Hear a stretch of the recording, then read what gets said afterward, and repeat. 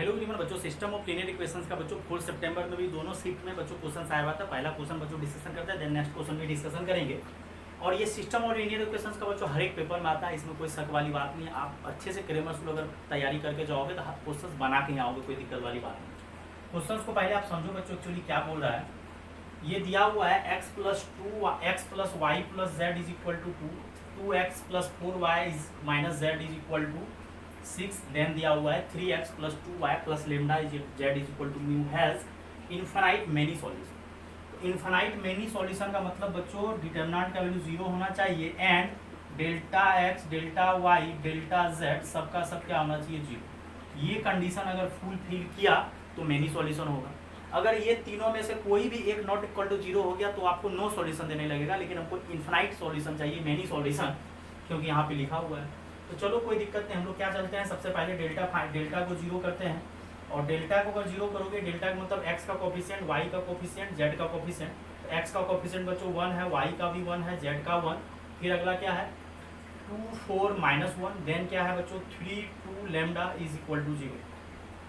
अब यहाँ से क्या करो, या तो आप ओपन कर दो या 0 बना लो। तो हम 0 बना लेंगे, तो यहाँ दिख रहा है 1 में से 1 गया 0, माइनस 2 यहाँ पे 1, यहाँ भी 0, 4 में से माइनस 1 जाएगा प्लस 5, और यहाँ पे 2 माइनस लेमडा और 1 माइनस 1। क्योंकि अगर कोई डिटरमिनेंट में बच्चों आपको 0 बन रहा है तो आप 0 बना लो। यहाँ पे क्लियर दिख रहा है 1 1 1, क्योंकि एक्स वाई जेड का कोफिशिएंट आपका 1 1 1 है। तो आप सब्ट्रैक्शन करोगे तो 0 बनेगा, जितना ज़्यादा 0 बनेगा उतना ज़्यादा फायदा होगा। और यहाँ से बच्चों प्लस माइनस प्लस, और ओपन जब करोगे तो यहाँ 1 आएगा, ये बंद, तो minus 2 5 1 2 minus lambda is equal to 0। और मल्टीप्लाई करोगे माइनस 2 से तो ये माइनस 4 हो जाएगा, और ये प्लस 2 लेमडा, और 5 को 1 से मल्टीप्लाई करोगे माइनस 5। क्लियर बच्चों, यहाँ तक अगर किसी को कोई दिक्कत है तो बोल सकते हो। फिर यहाँ से बच्चों क्या हो जाएगा कि आप सब्ट्रैक्शन यहाँ पे करोगे तो 2 lambda minus 9 is equal to 0। तो लेमडा इज इक्वल टू बच्चों आ जाएगा 9/2। तो ऐसा करो ना, देयरफॉर हमको 2 लेमडा आ गया 9, क्योंकि एक्चुअली हमको यहाँ 2 लेमडा का ही जरूरत है, 9/2 का जरूरत भी नहीं है, 2 लेमडा। अब नेक्स्ट बच्चों आपको क्या करना है, नेक्स्ट करने के लिए आपको बच्चों हमको या तो delta x delta y delta z तीनों का तीनों हमको 0 चाहिए। ठीक, अब मेरे दिमाग में देखो कितना बढ़िया बुद्धि आता है। यहाँ x y 1 1 है, यहाँ x 2 4 है, यहाँ 3 2, मतलब यहाँ पे लेमडा। तो ऐसा करो, आप अगला स्टेप में क्या करो, लेमडा डेल्टा z ले लो, मतलब डिटरमिनेंट ऑफ z ले लो, क्योंकि वो ये लेमडा को उड़ा के वहाँ उसको म्यू को पटक देते हैं। तो हम लोग डायरेक्ट यहीं से काम चालू करेंगे। और इससे क्या फायदा होगा, ध्यान से, यहाँ हो जाएगा 1 1, यहाँ हो जाएगा 2 4, यहाँ हो जाएगा 3 2। एक्स का कोफिशिएंट, वाई का कोफिशिएंट चेंज नहीं होगा, क्योंकि डेल्टा जेड में वाई जेड वाले कोफिशिएंट की जगह ये वाला कोफिशिएंट उठ के आ जाएगा 2 6 म्यू। सर इससे क्या फायदा हुआ, तो फायदा कुछ नहीं है। अगर आपको डेल्टा एक्स भी 0 करना है कर दो, लेकिन बाद में लेमडा की जगह आपको 9/2 रखना पड़ेगा। हमको लेमडा रखना ही नहीं पड़ा, डायरेक्ट हम लोग दिमाग लगा दीजिए। और यहाँ से बच्चों 0 बनाना है तो बनाओ, ज़्यादा फायदा रहेगा। नहीं बन रहा है कोई दिक्कत नहीं, लेकिन अगर आप चाह लोगे तो बन सकता है। कैसे, कॉलम 1 में से क्या करो, कॉलम 2 को सब्ट्रैक्ट कर लो, और कॉलम 3 में से कॉलम 2 को दूना मल्टीप्लाई करके घटा लो, तो 2 0 बन जाएगा, 1 0 यहाँ, फिर यहाँ माइनस 2, यहाँ प्लस 1, और ये सेकेंड वाला को रहने दो, और ये 2 से गुना करेगा 0, 2 से 8 हो जाएगा, सब्ट्रैक्शन होगा -2, और 2 से करके सब्ट्रैक्ट, तो लेमडा -4 इज इक्वल टू 0। और ये प्लस माइनस प्लस और -1 लोगे तो ये बंद हो जाएगा, ये बंद, 2 तो 0 आप पहले ही बना लिए हो। तो -2 म्यू -4 इज इक्वल टू 0, और माइनस रहने दो आगे, इसको मल्टीप्लाई करो तो -2 म्यू, और माइनस माइनस प्लस 8, और ये माइनस माइनस आपका क्या हो जाएगा +2 हो जाएगा। और यहाँ से बच्चों आपका क्या हो जाएगा माइनस, चलो ये माइनस उड़ाओ कोई दिक्कत नहीं, 2 mu plus 10 is equal to 0, और यहाँ से 2 म्यू इज इक्वल टू -10, इधर माइनस है कैंसिल, तो म्यू इज इक्वल टू 5। अब देखो यहाँ 2 लेमडा का वैल्यू 9 आया है, और 14 आपको ऑप्शन में दिख रहा है। बस छेड़खानी किया है कि लेमडा के साथ 2 लगेगा या म्यू के साथ। तो म्यू का तो एग्जैक्ट वैल्यू आपका आ रहा था 5, तो उसमें क्यों 2 से मल्टीप्लाई करेगा। क्वेश्चन वाले भी बड़ा दिमाग से क्वेश्चन बनाता है। तो लेमडा का वैल्यू जो 9/2 आ रहा था उसी को 2 से मल्टीप्लाई, तो आपका 2 लेमडा। अब कुछ बच्चे के दिमाग में आया, सर क्या हम लोग डेल्टा एक्स 0 नहीं कर सकते थे, मतलब डिटरमिनेंट एक्स जो है वो वाला पार्ट को 0 क्यों नहीं किए। तो वो वाला पार्ट को आप 0 कर सकते थे, कोई दिक्कत नहीं है। तो ये 2 6 म्यू उठ के वहाँ आ जाता, और बस यहाँ लेमडा की जगह आप 9/2 रख देते। लेकिन हमको एक बार जब लेमडा का जरूरत था तो वहाँ तो डिटरमिनेंट का वैल्यू 0 करना ही था, तो डिटरमिनेंट का वैल्यू 0 करके लेमडा निकाल लिए, तो 2 लेमडा 9 आ गया। अगला अब हमको म्यू का जरूरत है, क्योंकि हर एक ऑप्शन में आपको म्यू का कंसेप्ट दिया हुआ है। तो हम लोग क्या कर दिए, डेल्टा जेड निकाल दिए, डायरेक्टली क्या किए, वो जेड वाले पार्ट के जगह कौन आ गया, ये वाला पार्ट सिर्फ चेंज हो गया और यहाँ से आंसर आ गया। और हम लोग जीरो बनाने का कोशिश किए जिससे कैलकुलेशन आसान हो जाता है, नहीं तो ये छोटा मोटा डिटरमिनेंट को आप सॉल्व भी कर सकते हो बच्चों। तो ये आपका क्वेश्चन 4 सितंबर का शिफ्ट 1 का आया हुआ था बच्चों। अब शिफ्ट 2 का डिस्कशन करते हैं। इसको पेपर सेकंड में शिफ्ट सेकंड में बच्चों आया हुआ था 4 सितंबर का ही क्वेश्चन है बच्चों। सपोज दी वेक्टर्स x1 x2 x3, बस थोड़ा सा यूज कर दिया, लिख दिया ऐसे वेक्टर, घबराने का कोई जरूरत नहीं। और थोड़ा सा क्वेश्चन देखो कितना लंबा चौड़ा लगता है, लेकिन क्वेश्चन लंबा चौड़ा बिल्कुल नहीं रहता है। और कुछ बच्चा को जो जेई का क्वेश्चन पढ़ने का हैबिट नहीं है, तो उसको लगता है कि यार ये कैसे बनेगा। नहीं, आप क्वेश्चन को पढ़ो तो पहले सही। बोला है suppose that vectors x1 x2 x3 are the solution of linear equation ax is equal to b, मतलब आपको x is equal to b दिया हुआ है और ax is equal to b दिया हुआ है। फिर क्या बोल रहा है, ध्यान से देखो, where vector b on the right side is equal to b1 b2 b3, मतलब यहाँ से आपका क्या कंडीशन सब लगेगा, ax1 is equal to b1, फिर अगला लगेगा ax2 is equal to b2, क्योंकि हर एक चीज दिया हुआ, और ax3 is equal to b3। चलो अब आगे पढ़ते हैं क्या बोल रहा है। अब x1 ध्यान से देखो, x1 का ऑर्डर अगर आप देखोगे या x का ऑर्डर ध्यान से देखो, x1 x2 x3 सब तो x ही है। अगर आप x का ऑर्डर देखोगे तो x का ऑर्डर दिया हुआ है 3/1, मतलब 3/1 का ये मैट्रिक्स है। और b मैट्रिक्स वेक्टर जो है v वेक्टर, उसका भी ऑर्डर बच्चों कितना दिया है, 3/1। अब हम लोग को मेन मुद्दा ये है कि ये जो डिटर्मिनेंट a निकालने बोल रहा है, ये तो क्लियर है कि सिस्टम ऑफ लीनियर इक्वेशंस आपको या तो लीनियर इक्वेशन 2/2 होता है, क्योंकि लिख दिया लीनियर इक्वेशन, वो तो या तो 2/2 होगा या तो 3/3। तो अदर मैट्रिक्स अगर 3/1 है तो a को भी 3/3 होना पड़ेगा, लेकिन आप समझो क्यों होगा 3/3। अब देखो ये जो ऑर्डर आया है, तो यहाँ पे आपको 3 देंगे तो ही ना, बीच का जब तक बराबर नहीं होगा तब तक ऑर्डर पॉसिबल नहीं होगा। और बीच का जब बराबर होता है तो बाद में जो ऑर्डर बचता है वो आजू बाजू बचता है, तो आजू बाजू का मतलब यहाँ पे 3 होगा, तब ना ये दोनों खत्म हो गए 3/1। तो मतलब ए मैट्रिक्स जो आपको मानना है वो 3/3 का ही मानना पड़ेगा। तो सर क्या करते हैं, ए मान लेते हैं। हाँ, लेट ए मान लीजिए, क्या मान लीजिए, a1 b1 c1, यही आसान रहेगा, हम लोग मानते भी हैं। क्रेमर्स रूल में हम यही माने हुए हैं, क्रेमर्स रूल का लेक्चर देख लो। और a3 b3 और c3, आप ये मान लो a1 b1 c1 a2 b2 c3 a3 b3 c3। अब यहाँ पे आपको बारी बारी से कंडीशन लगाना पड़ेगा। तो सबसे पहले यहाँ कंडीशन लगाइए, तो a1 इधर लिखो, a2 a3, और इधर क्या यूज करो, b1 b2, आपका मन, आपको जो मानना है मान लो, कोई दिक्कत नहीं, आपको जो मानना मान सकते हो। हम a1 b1 c1 a2 b2 c2 और a3 b3 c3 माने हैं, मान लो आराम से।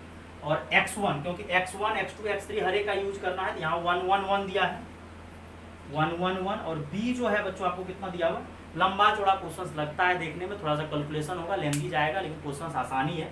और b1 को पकड़ो, नहीं कुछ और नहीं पकड़ लेना, यहाँ b1 है, जस्ट उसके नीचे हम जान के लिखे हैं क्वेश्चन से। तो यहाँ पे हो जाएगा 1 0 0, जिससे कि आपको दिक्कत नहीं होगा, यही दोनों पकड़ाएगा, फिर ये दोनों पकड़ाएगा, फिर ये दोनों पकड़ाएगा। अब यहाँ से मल्टीप्लाई करो जल्दी जल्दी से। ये हॉरिजॉन्टल जो है बच्चों मल्टीप्लाई होगा कहाँ पे, वर्टिकल पे जाके गिरता है। मल्टीप्लिकेशन का यही रूल है, हॉरिजॉन्टल जाके वर्टिकल पे गिरेगा।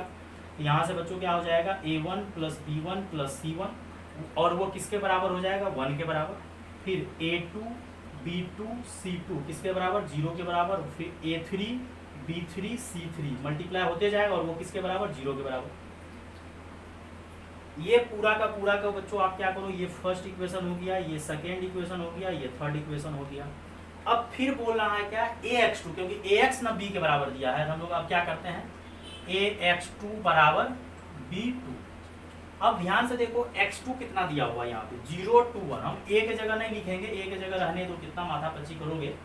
0 2 1 दिया हुआ है, x2 कितना दिया है, 0 2 1, और b2 क्या दिया है, 0 2 0। b2 ध्यान से देखो क्या दिया, 0 2 0। मल्टीप्लाई जल्दी जल्दी कर देते हैं, यही वाला मल्टीप्लाई होगा। अब देखो a1 जाके किससे होगा, 0 से, फिर 2b1 c1 = 0। फिर क्या होगा बच्चों, 0 + 2b2 + c1। ध्यान से देखना क्या हो रहा है, ये a1 b1 c1 जाके इस पे गिरा, तो 0 2 फिर इस तरह से जाएगा। तो ये आप कैलकुलेशन कर लेना।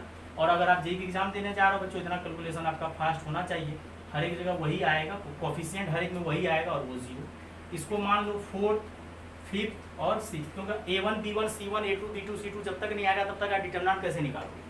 अगला बच्चों दिया है ax3 = b3, हम यहाँ लिखे भी है, क्योंकि x1 x2 x3 है, सबको सेटिस्फाई करना पड़ेगा। तो यहाँ पे a, और x3 बच्चों क्या दिया है, 0 0 1 001 और बी क्या दिया है 002। अब फिर से वही ए वाला तो यही है, यही मल्टीप्लाई होगा। तो यहाँ तो दो पार्ट आपका जीरो है, तो जीरो पे गिरेगा, जीरो पे तो 0 plus C1 is equal to 0, फिर 0 plus C2 is equal to 0, और फिर 0 plus C3 is equal to 2। यहाँ से C1 का वैल्यू कितना आ जाएगा 0, C2 का वैल्यू भी कितना आ जाएगा 0, और C3 का वैल्यू भी कितना आ जाएगा 2। तो C1 C2 C3 का वैल्यू आ गया। अब ये C1 C2 C3 का वैल्यू यहाँ पुट कर दो ऊपर वाले में, तो वहाँ से B1 B2 B3 आ जाएगा। जल्दी से रखो बच्चों। अब C1 का वैल्यू आप 0 यहाँ पे रखो, तो C1 का वैल्यू जब यहाँ 0 रखोगे तो ये 0 सब 0, तो B1 का वैल्यू कितना आ जाएगा 0। फिर क्या करो C2 का वैल्यू आप यहाँ 0 रखो, तो ये 0 खत्म 0, और ये 2 है, ध्यान से देखना, डिवाइड होके क्या आ जाएगा B1 is equal to B2 is equal to 1। फिर C3 की जगह 2 रखो, जब C3 की जगह 2 रखोगे, इधर तो 0 है, ये 2 उधर जाएगा, -2 होगा, 2 से डिवाइड करेगा तो B3 इज इक्वल टू क्या आएगा -1। अब क्या करो, ये B1 C1 का वैल्यू कहाँ रखो यहाँ पे, और जब B1 C1 का वैल्यू आप यहाँ पे रखोगे, थोड़ा होश में रखना, B1 के जगह 0 और C1 के जगह 0, तो B1 के जगह 0 C1 के जगह 0, तो A1 बराबर क्या आ जाएगा 1। फिर क्या करो, B2 के जगह 1 रखो, यहाँ पे क्या रखो, यहाँ पे 1 रखो, और C2 के जगह क्या रखो 0, ये 1 उधर जाएगा, तो A2 बराबर क्या आ जाएगा -1। फिर B3 के जगह क्या रखो -1, और C3 के जगह क्या रखो 2, यहाँ -1 और यहाँ +2, 2 और -1 में क्या होगा +1 उधर जाएगा, तो क्या हो जाएगा A3 क्या आ जाएगा -1। तो हर एक वैल्यू ही आ गया, मतलब आपको मैट्रिक्स ही पता चल गया, A1 A2 A3 B1 B2 B3। क्या हम लोग अब डिटर्मिनेंट का वैल्यू नहीं निकाल सकते, आराम से डिटर्मिनेंट का वैल्यू निकल जाएगा। तो आपका जब मैट्रिक्स ही पता चल गया तो बिल्कुल डिटर्मिनेंट का वैल्यू क्लियर कट निकल जाएगा। तो यहाँ से बच्चों आपका A क्या आया है, A1 A2 A3 हम लोग इस तरीके से माने थे, A1 A2 A3, जैसे आप मानोगे वैसे लिखना है ना, तो फिर गड़बड़ हो जाएगा। B1 B2 B3 C1 C2 C3 हमको चाहिए डिटर्मिनेंट, तो डिटर्मिनेंट का मतलब 1, यहाँ +1, फिर -1 0 1 -1 0 0 2। हम लोग या तो इधर से भी खोल सकते हो, कोई दिक्कत है, 2 0 आपका इधर भी अवेलेबल है, तो प्लस माइनस प्लस, तो आपका ये आ जाएगा 1, ये बन, तो क्या हो जाएगा 1 0 -1 2, 1 को 2 से मल्टीप्लाई करोगे, इधर 1 है तो 2 -0, फाइनली कितना आ जाएगा 2। आपका बच्चों ऑप्शन नंबर सी। तो ये 4 सितंबर का दोनों क्वेश्चन, वो पिछला क्वेश्चन थोड़ा नॉर्मल था, ये क्वेश्चन उससे ज़्यादा लाजवाब है। कुछ बच्चा तो क्वेश्चन का लंबाई चौड़ाई देख के ही छोड़ देगा, लेकिन नहीं आप पढ़ो तो सही, और थोड़ा सा मैट्रिक्स मानना पड़ेगा 3x3 साइज का। आप जो मानो ABCD E F G H I जो मानना मान लो, या A1 B1 C1 A2 B2 C2 A3 B3 C3 मान लो, क्योंकि हम लोग क्रेमर सूत्र में इस तरीके से पढ़ते हैं। यहाँ से पहले आपको मैट्रिक्स फाइंड करना पड़ेगा, फाइंड करना, और बड़ा आसानी तरीके से देखो, एक एक चीज़ आते गया, C1 C2 C3 धड़ल्ले आपको आ गया, फिर उसको पुट के B1 B2 B3 आ गया, फिर A1 A2 A3 आ गया, और यहाँ से डिटर्मिनेंट का वैल्यू आ गया बच्चों। दोनों ही क्वेश्चन लाजवाब है। और अगर आपको जेई का प्रिपरेशन बच्चों कर रहे हो तो आपको प्रीवियस ईयर पे बिल्कुल कमांड होना चाहिए, और कंसेप्ट बिल्कुल NCERT बेस्ड क्वेश्चन आता है, बस आपको कंसेप्ट क्लियर होना चाहिए। थैंक यू बच्चों।